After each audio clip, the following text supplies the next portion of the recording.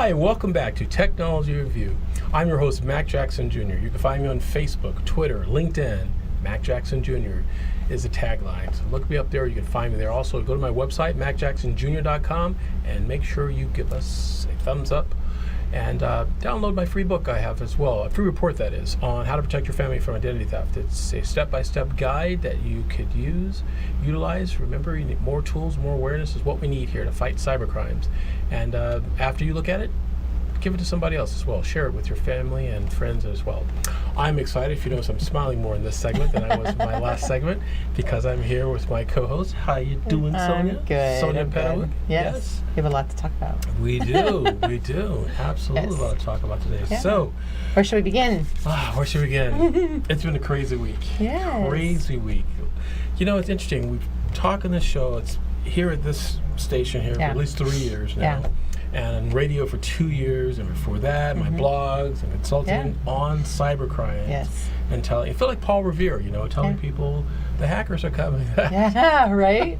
It's not a matter if, yes, it's when. It's not a matter if, it's a matter when. I say that all the time in my presentations, right? And then people are thinking, oh, it won't happen to us, it won't happen to us, or we're too big to fail. Well, we've heard that before, too big to fail, right? And now we have two major credit reporting agencies struck by cyber hackers. Yeah, it's, I think, I saw it happen, and of course I was like, oh my goodness, I didn't even bother to look up my information yet because I knew it was just a lot of fear out there, and I knew the website would be inundated with stuff, but it sort of feels like a huge violation, right? Because you have to, in this country, to buy a home, to do these different things. Absolutely. You have to use this mechanism to do it, and you share this information somewhat freely. I mean, I feel like I give out the last four of my social a lot to verify if I call about my cell phone, if I call about the doctor's office, if I do this, if I do that. I'm always providing my personal information in some fashion. Yes, we do, all the time. Now it's out there, right? And I don't know that I'm on the list. Any chances are if I'm not on this list, I'm going to be on the next one because I don't think that it's all out there. True. Well, they say that possibly half of all American adults are on the list. But if you're right, if you're not in Experian or Equifax database, you're in another darknet database somewhere. But the thing of it is that I tell people all the time, it's not the social security number and the credit card. It's not just a little tiny part, sliver. Folks. That's worth nothing anymore. It's too easy for hackers to get caught using your credit card number, your social security number. They want your identity, your profile, your home. With that information they have on you, they could try even transferring your mortgage that you own your home, your title to someone else. That's crazy. And you're thinking you still own your home. So there's also title searches too. Title companies, I've talked with them. Phone call this week. Title companies, they're experiencing fraud they haven't experienced before. They're like, how is this even possible? Right. But it has to do with databases and in the clouds, right? Different systems have different databases. Sure. And what do you think it is? Because, we've talked about this before. I know you're out there offering the service for, reasonable cost, but it's more about, why are people not taking it seriously? And do you think that you're bigger than it? And do you think, oh, well, it's not gonna get me? Why don't businesses take it seriously, do you think? Well, people I've talked to have stated that it's a transference of risk. Blame somebody else for it. It's the IT department. It's my bank. If it happens, well, my bank will issue me another credit card, another checking account number, and now I'm whole again. Well, no, not at all, because you're not whole again because you still have the same social security number.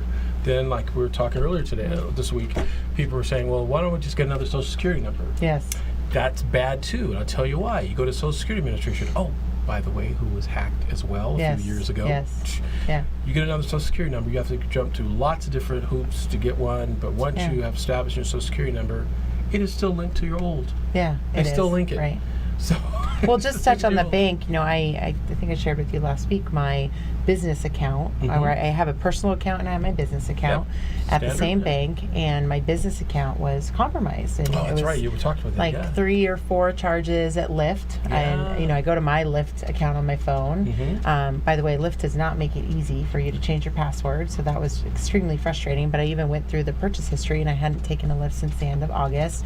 Yet these were on September 5th, and I had 2 charges to Venmo for $250 and $500, And my bank, I chose to bank at a smaller bank, does not secure those charges. So if they dispute them, I have to wait 30 to 45 days. And if they come back, days. yeah, and it's nearly $1,000, which, for some people, that's a big impact to their business. It is. And I did not know, I didn't read the fine print on this bank account that if that happened on my personal account, it would have been guaranteed.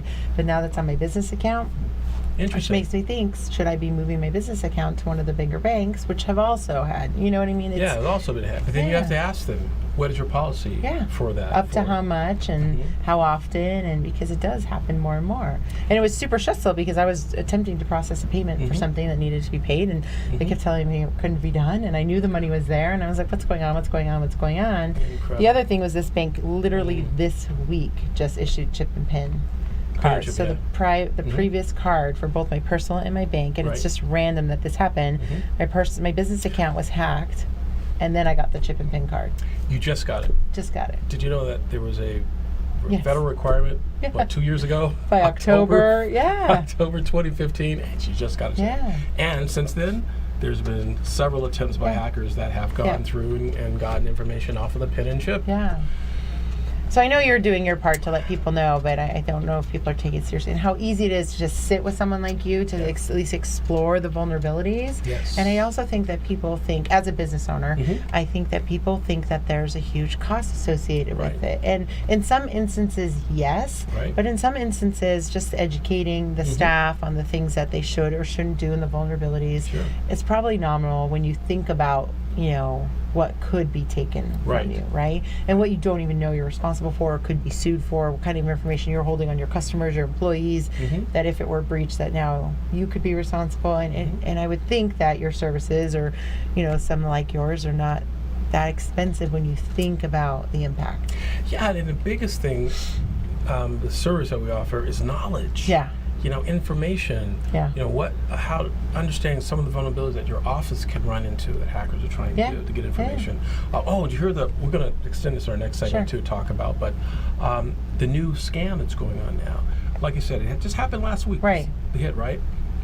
The data's already there in the darknet. Right. Now hackers and thieves are calling people saying that they're from Equifax. Oh, that's awesome. They're calling people saying they're from Equifax, pretending to be a representative. And what they're doing, folks, like it's always said for years, they're trying to fill in the blanks of who you are and getting out information about you. They're asking questions. So they will call you and pretend to be you.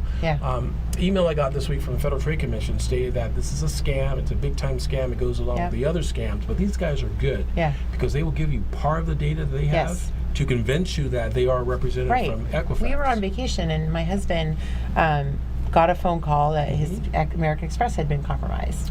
And I was tending to the children, so I was super distracted, though I'm hearing it, and I'm hearing the questions this guy is asking him, and instantly I was like, that's fraud. Stop talking to him. And he's like, no, it's my credit card. And I was like, I'm telling you, tell him you're going to call American Express. And as soon as my husband did that, the guy freaked out and got really upset. And then we called American Express, and at the moment that he was being asked these questions, they put a charge through for 4 cents. And all they were waiting for. Guys, I talk about that all the time. So it happens. Charges. I know. So my advice, and I'm sure you would say the same thing, is just tell them you're going to call them back. Tell them you're going to call them back. What extension? Where can I call you? And 9 times out of 10, you're not going to be able to reach them back, and they'll freak out and they'll yell at you. And they'll try to use scare tactics, saying that we have to act on this now because your information as being compromised and sold, and we've got to do this right away. So give us this information. By the way, give us another credit card you have for additional services that charge. That's another thing they're doing. They're trying to scam people to buy credit monitoring services, and it's fake. And you're so nervous and scared, you give them another credit card, and you just lost more information. I know. It's unfortunate. Incredible. We will definitely talk more about that. But real quickly, give your website out real quick of your business. So I'm Taurian Consulting. We do IT recruiting here in Las Vegas. We're at www.taurian, T-A-U-R-E-A-N, consulting.net. Absolutely. Thank you She's for that. a great person for that. Folks, definitely, if you're definitely staffing needs here in IT, Sonia Pedowick is definitely a person to contact. I appreciate that. Yeah, she even won an award. We're gonna talk about that. Thank you. A business award. Absolutely.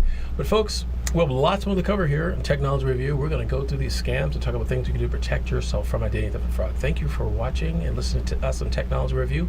We'll be right back after these messages.